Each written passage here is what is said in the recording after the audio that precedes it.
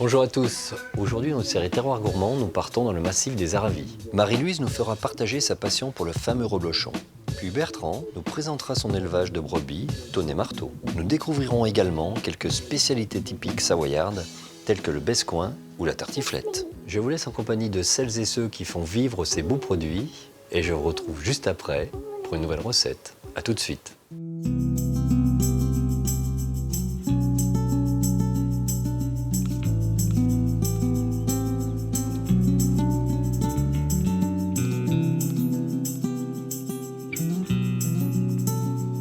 À cheval entre les départements de Savoie et de Haute-Savoie, la chaîne des Aravis s'étend sur 25 km du nord au sud et se dresse comme une muraille de dents acérées.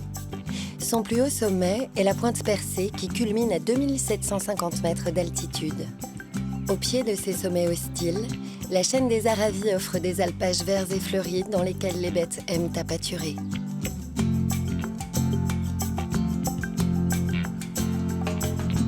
Le massif des Aravis, comme les autres massifs des Préalpes, est constitué de calcaire. Les paysages et la végétation alpine accueillent une large faune typique des montagnes. Les forêts y sont nombreuses et deux des principales activités économiques du secteur sont l'exploitation forestière et la fabrication de meubles en bois. Avec le tourisme, l'activité pastorale y est encore très présente. L'élevage des innombrables troupeaux de vaches et de brebis fait perdurer les traditions fromagères du pays. Les Aravis sont alors le berceau d'un fromage bien connu de tous, le reblochon. Sur les hauteurs de la Cluisa, Marie-Louise Donzel et son mari élèvent des vaches et commencent leur saison en alpage. 3 races de vaches peuvent être élevées pour fabriquer le reblochon, l'Abondance, la Tarine et la Montbéliarde. Marie-Louise et son mari ont fait le choix de ne travailler qu'avec la race Abondance. C'est une vache qui est plus légère que la Montbéliarde, hein. Donc dans les pentes, tout ça, c'est plus facile. Quand on est en alpage, on va des fois pâturer assez loin. Donc il faut qu'elles aient un bon pied, de bonnes jambes pour pouvoir marcher. C'est une vache qui est très rustique. Et donc du coup, elle a toujours été ici dans nos montagnes. Nous, on pense que c'est la race idéale pour aller en alpage. Installé depuis plus de 35 ans, il possède maintenant une 50aine de vaches Abondance. Celles-ci sont mises en alpage de juin à octobre. Il fabrique de la taume de Savoie, mais surtout du reblochon fermier. Le reblochon, il peut se faire dans 44 communes du département. Et cette vallée, ce berceau d'origine, c'est 10 communes dans la vallée de Thônes. Le reblochon, il est né ici, dans nos montagnes. Dans l'AOP reblochon, on a 2 cousins. On a le reblochon fermier, qui est fait à la ferme avec le lait d'un seul troupeau, et le reblochon laitier, qui est fait en coopérative avec du lait collecté de plein d'exploitations. Le reblochon fermier impose de produire les fromages avec du lait frais. 2 fois par jour, après chaque traite, les fromages sont fabriqués sur place dans la ferme d'alpage. Sur une production d'environ 17 tonnes de reblochon à l'année, le fermier représente seulement 3 tonnes. L'AOP implique également de la rigueur dans l'alimentation des vaches. C'est vrai que pour l'AOP, nos animaux doivent être nourris avec une bonne partie de foin du territoire. Donc le fait d'aller en alpage, ça permet de libérer les terres dans la vallée pour faire du foin pour la saison d'hiver. Après, c'est nous qui nous adaptons au rythme des saisons pour fabriquer le fromage. Donc du coup, vous pouvez trouver des fromages aussi crémeux en hiver qu'en été. Voilà. Elles sont toujours nourries avec le foin du pays. Ça joue dans le goût, dans la qualité du reblochon, voilà, cette herbe de montagne. Si cette AOP elle a été conçue ici, c'est bien pour quelque chose. Une fois par semaine, Marie-Louise et son mari préparent le marché de gros du Grand Bornand, un marché entre professionnels où les affineurs viennent se fournir en reblochon afin de continuer le travail en cave. Ils sélectionnent alors soigneusement chaque reblochon. Donc voilà un reblochon qui a une pâte qui détalonne là. Hein. Sa pâte, elle va s'assouplir en s'affinant. Vous voyez, il faut qu'il ait de la souplesse. Et comme ça viendra un reblochon qui deviendra crémeux. Quand il aura bien eu tous ses soins en cave, bien sûr. On le sent au toucher. J'ai choisi un par un, s'ils ont un petit défaut, si on les a un petit peu abîmés, cassés dans le travail, eh ben je les emballe pas.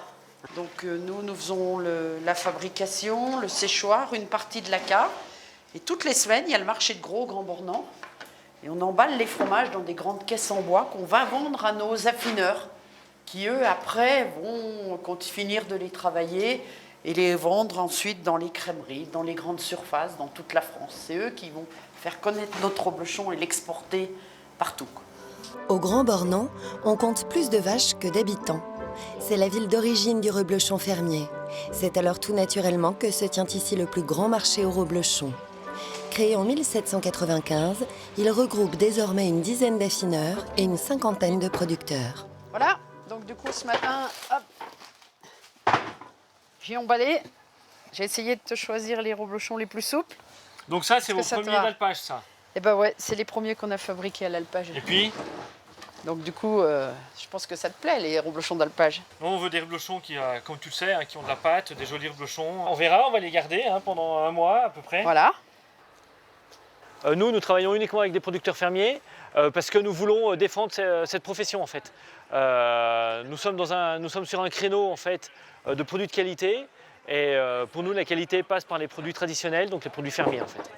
Et donc nous achetons les fromages, donc les reblochons qui viennent sur tout le départ. Enfin, les reblochons vont venir du massif des Aravis, mais après le reste de la production vient sur des deux départements de la Haute-Savoie, de la Savoie et la Haute-Savoie en fait.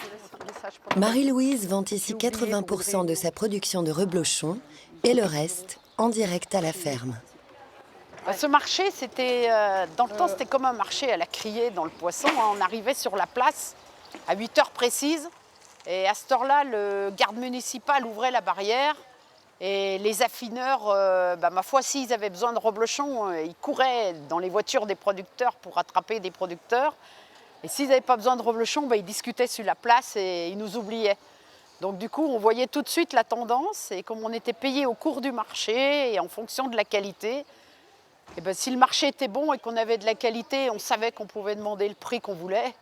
Si on voyait les affineurs discuter entre eux sans nous approcher, on se disait c'est le marché pas bon. Ça a quand même un peu changé. C'est vrai qu'aujourd'hui, on ne peut plus se permettre de travailler comme ça. Donc du coup, aujourd'hui, les producteurs, ils ont des partenariats un peu oraux avec les affineurs. Voilà. Mais il y a quand même des conditions sur les quantités, en fonction des périodes et tout ça. Il y a des discussions, mais qui ne sont plus uniquement sur le marché de gros. Un peu plus bas dans la vallée, à Thônes, Charles Palacio connaît bien lui aussi le reblochon. Ancien restaurateur à la retraite, Charles prépare aujourd'hui le plat le plus typique des Aravis, la tartiflette. Une préparation à base de reblochon, bien sûr, mais aussi de pommes de terre. Dans ces régions de montagne, nous avions toujours de bonnes pommes de terre parce qu'on allait chercher les semences dans la plaine et de les remonter. Il paraît que ça donnait à la pomme de terre une certaine qualité. Alors dans nos campagnes, par là, on avait toujours de très bonnes pommes de terre. Alors c'est pour ça que quand on fait une tartiflette là maintenant, en restauration ou à la maison, on choisit de la Binche, de la Charlotte, on choisit une pomme de terre qui tient debout. Au départ, je pense que cette tartiflette s'appelait la pella en patois. Parce que quand il y avait un reblochon qui tournait mal, eh bien, au lieu de le balancer, alors bon, on en faisait ce qu'on appelait une pella, et ce qui a été par la suite la tartiflette, qui a été mis au goût du jour par les restaurateurs. Parce que quand on le faisait avec un reblochon qui n'était pas vendable, c'est pas parce que le reblochon était mauvais, au contraire, c'était parce que le reblochon était peut-être trop coulant, était peut-être, il faisait peut-être pas le poids réglementaire, ou c'était pas parce qu'il était mauvais. Ça date au moins de 200 ans, quoi, parce que je pense que dès que le reblochon a existé, on a essayé d'en tirer la meilleure partie. Selon Charles, il faut choisir un reblochon fermier et fait juste à point. La préparation de la tartiflette s'accompagne d'oignons, d'ail et de lardons.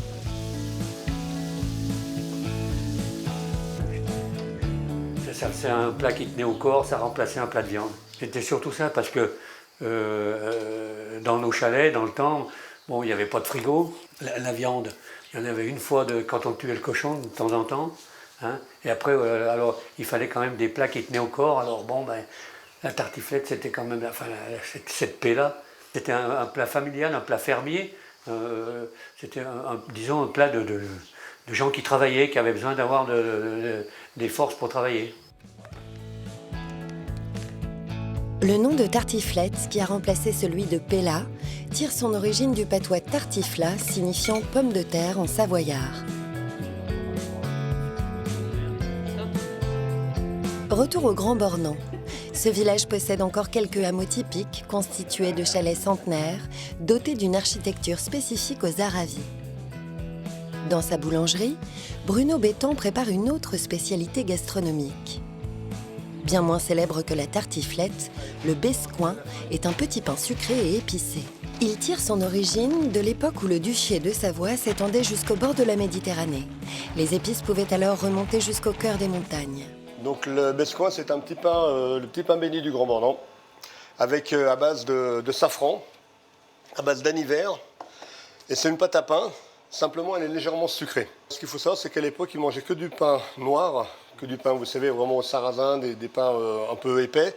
Et le jour où ils ont sorti ça, pour eux, c'était un peu un biscuit, d'où le nom bescoing. On pense que c'est en patois, ça c'est un petit peu déformé. Et ça se fait un petit peu sur toute la vallée de la Savoie aux Savoie. Ils le font plus sous forme de brioche. La vraie recette, c'est du pain, parce qu'à l'époque, ils n'avaient pas les moyens de mettre du beurre, de mettre des œufs. Donc ils le faisaient sur une base de pain. Et moi, c'est la recette traditionnelle de mon grand-père qu'on a tout le temps continué. On est deux à le faire sur mon Grand Bornand, mon collègue et puis moi. Et après, vous le trouvez, je viens à la Vallée Verte, mais il n'y a pas plus beaucoup qui le font, ce petit pain à l'agneau au safran. Donc voilà, c'est vraiment une spécialité devenue un peu locale. Historiquement, le bescoing est un petit pain béni, safrané et anisé, qui se partageait une fois dans l'année. Bruno fabrique maintenant le bescoing tous les week-ends et pour de nombreuses manifestations locales.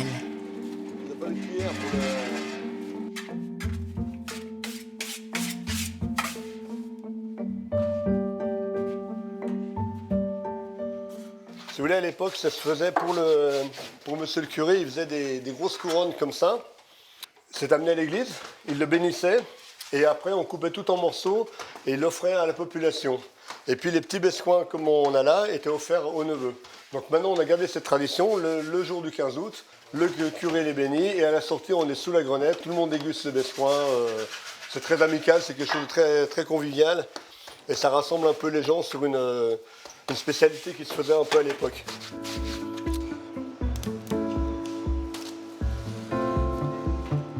Hop. Le long des montagnes, au-dessus de Thônes, se trouve le village de Manigot. C'est ici que l'on peut faire la rencontre de Bertrand Aguettant. Il est éleveur de Thônes et Marteau, une race de brebis bien locale qui tire son origine au cœur des Aravis.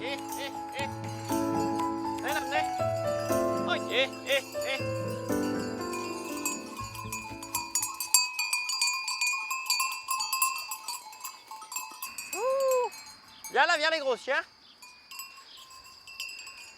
Donc il y a 10 ans, mon père est tombé malade. Il avait une cinquantaine de brebis Thônes et Marteau allaitantes à côté de son métier de double actif, quoi. Et il gardait ça comme la plupart des gens aujourd'hui pour la passion de la race, quoi. Et puis moi j'ai fini mes études. Du coup c'était soit en plus de mon boulot, je gardais comme lui un petit troupeau de moutons comme ça pour m'amuser. Soit je décidais d'en vivre, quoi. Donc moi j'ai décidé de convertir le troupeau allaitant en troupeau laitier, quoi. Et donc il y a 10 ans j'ai repris l'ancien corps de ferme de mon grand-père et je me suis mis à traire les 50 brebis Thônes et Marteau de mon père, quoi.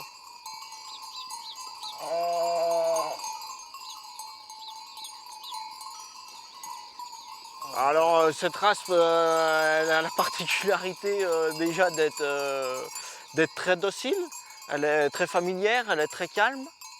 Après elle est très très rustique, elle est capable d'aller chercher l'herbe au sommet des montagnes, de rester sous la neige ou de vivre de pas grand chose, on va dire. C'est une race qui était vraiment en voie d'extinction il y a on va dire une trentaine d'années. Du fait de quelques éleveurs, d'une dizaine d'éleveurs qui se sont mobilisés pour créer l'Union des éleveurs de la race Thônes et Marteau, ont redonné vie à la race, surtout par sa beauté, on va dire. Peu de gens vivent de la Thônes et Marteau. À l'époque, ils gardaient Il gardait la Tonnet Marteau il y a très très longtemps pour sa laine, quoi. Elle avait une laine avec un brin très très long. Aujourd'hui, la laine de mouton, c'est le pire des sous-produits qui existent en France, je pense. C'est que ça vaut rien du tout, quoi. On s'en débarrasse comme on peut, ça ne vaut rien. Mais avant, ils gardaient la Tonnet Marteau pour ça. Toutes les fermes avaient 3 ou 4 brebis Tonnet Marteau pour faire leurs chaussettes, leurs pulls et tout ça. Et c'était une brebis qui était mise devant la cave des fromages. Le mouton dégage énormément d'humidité. La brebis était là pour tempérer et humidifier la cave, on va dire. Il existe désormais une quinzaine d'éleveurs de Tonnet Marteau en Savoie et Haute-Savoie. Bertrand est le seul dans les Aravis. Bien que ce soit une brebis du pays, la tradition fromagère avec son lait n'est pas très développée. Il est l'heure pour les brebis d'aller à la traite. Bertrand les traite 2 fois par jour, une première traite à 5 h du matin et une seconde à 17 h. Il mélange ensuite ces 2 laits pour fabriquer son fromage directement dans sa ferme. Bertrand a environ 120 brebis réparties en différents lots.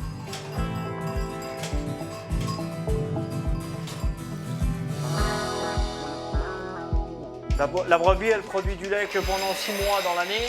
Du coup, j'ai différents lots pour étaler la production sur toute l'année afin de produire du fromage les 12 mois de l'année.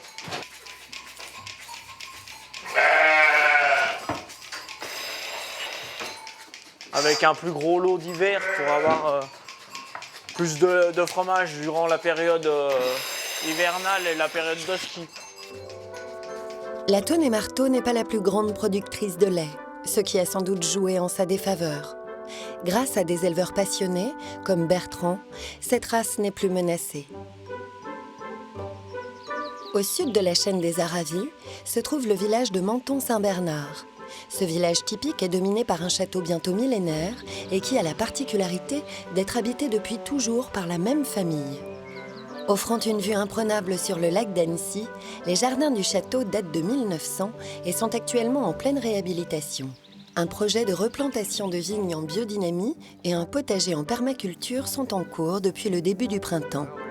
Dorian Antoine, le médiateur du château, vient voir l'avancement des travaux.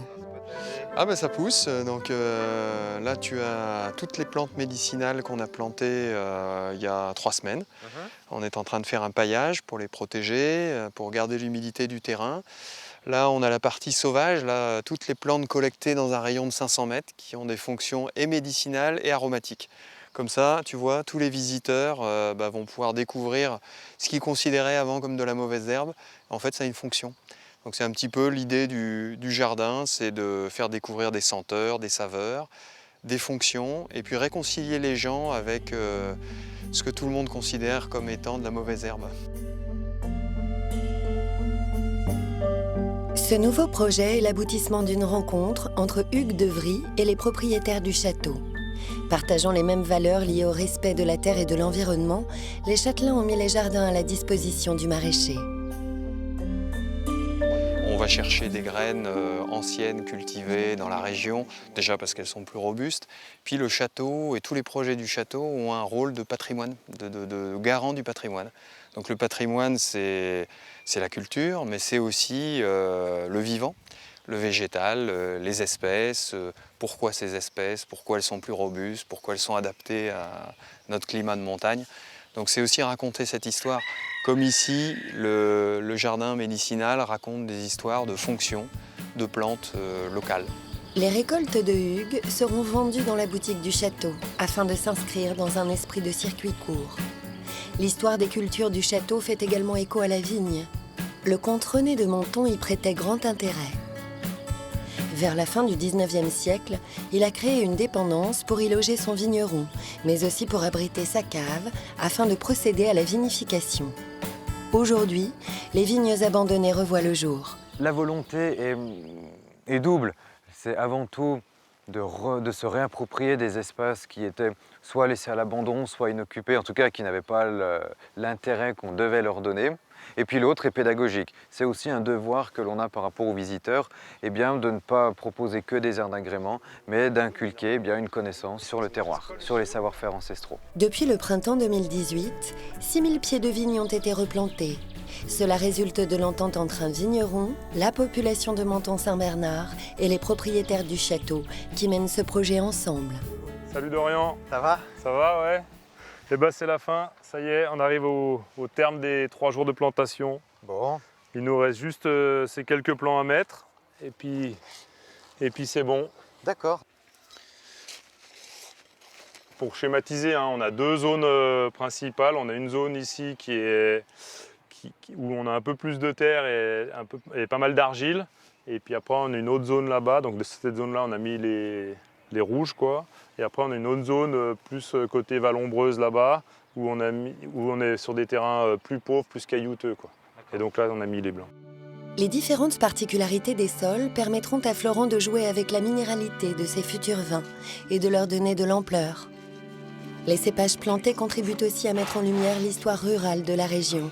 Ainsi, les variétés choisies, comme l'Altesse et la Mondeuse, sont typiques de Savoie. Moi, c'est un coteau ici qui me plaisait déjà. Hein. Après, vous expliquez pourquoi, je ne sais pas. Et vous passez, ça vous parle. Et après, bah, effectivement, moi, historiquement, je suis content aussi de participer à la remise en culture de la vigne ici, quoi, à Menton. Ce qui était aussi intéressant ici, c'est qu'on était sur un terrain qui était en friche, donc un terrain non cultivé depuis longtemps. Et vu qu'ici, il n'y a jamais eu de culture de vigne depuis les années 1950, et ben, c'est vrai qu'il y a eu 0 produit chimique apporté, quoi. Le paysage retrouve alors les cultures en terrasse d'antan. Florent Héritier est aidé par l'association Clos du Château pour remettre ses vignes en état. Cependant, il faudra attendre 2021 pour déguster les premières bouteilles. Un nouveau chapitre de l'histoire viticole du château s'écrit après une parenthèse de plus d'un demi-siècle. Au cœur du massif des Aravis, éleveurs, maraîchers ou encore châtelains s'efforcent de dessiner un avenir qui va de pair avec la nature et ses magnifiques paysages montagneux à nul autre pareil.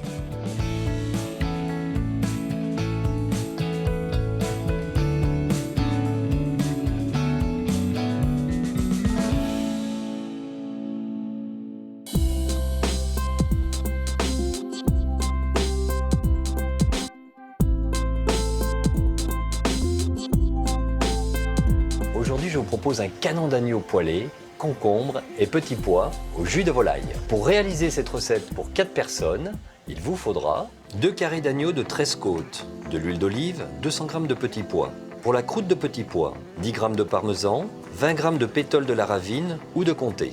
Pour les concombres et petits pois, 2 concombres, 100 g d'huile d'olive, 75 g de jus de volaille. Pour la purée de basilic citron, 70 g de feuilles de basilic citron, 0,15 g de xanthane. Pour le décor, 12 pouces de petits pois. Levez les carrés d'agneau, pelez à vif les filets. Vous pouvez demander à votre boucher préféré, bien sûr, de vous préparer les canons d'agneau. Taillez les filets en portions de 150 g et réservez pour la cuisson. Le canon d'agneau est donc le filet d'agneau. Blanchir les petits pois en les plongeant dans de l'eau bouillante salée pendant 1 minute et les glacer dans un saladier avec des glaçons pour couper la cuisson. Enlevez la peau, puis séparez les petits pois en 2. Ôter la peau des petits pois est un luxe supplémentaire, mais ce n'est pas forcé de le faire. Pour la croûte aux petits pois, hachez la moitié des petits pois et réservez. Râpez le parmesan et la pétole de la ravine. Dans un cul de poule, mélangez les fromages râpés et les petits pois hachés. Posez un papier cuisson et parsemez régulièrement le mélange dessus. Passez sous le grill quelques minutes pour faire fondre le fromage. Laissez refroidir et coupez à l'emporte-pièce de 4 cm. Couvrir d'un papier film et réserver au frais. Pour les concombres et petits pois, épluchez les concombres et les coupez en 2 dans la longueur. Les épipiner et les tailler en bâtonnets de 10 cm par 1,5. Les poêler à l'huile d'olive 3 à 4 minutes. Ajoutez la moitié restante des petits pois et le jus de volaille. Chauffez 2 minutes, puis rectifiez l'assaisonnement. Pour la purée de basilic citron, cuire les feuilles de basilic à l'eau bouillante salée 5 minutes. Égoutter, rafraîchir les feuilles de basilic dans de l'eau glacée ainsi que l'eau de cuisson. Mixer avec l'eau de cuisson froide et le xanthane. Assaisonner les filets d'agneau de sel et de poivre. Les saisir à l'huile d'olive dans une poêle. Puis les cuire à four chaud 4 minutes à 250 degrés. Avec cette cuisson, vous allez avoir un carré d'agneau rosé. Comme normalement, il doit se manger. Maintenant, si vous le voulez un petit peu plus cuit, laissez-le quelques minutes de plus en cuisson. Pour le dressage, disposez 3 bâtonnets de concombre de chaque côté de l'assiette, légèrement décalés. Mettre les petits pois au centre. Coupez en 2 le canon d'agneau, déposez la croûte de petits pois et les poser sur le concombre. Faire une larme de purée de basilic au centre de l'assiette sur toute la longueur. Décorer de 3 pouces de petits pois et servir sans attendre. Je vous souhaite une excellente dégustation et je vous dis à très vite.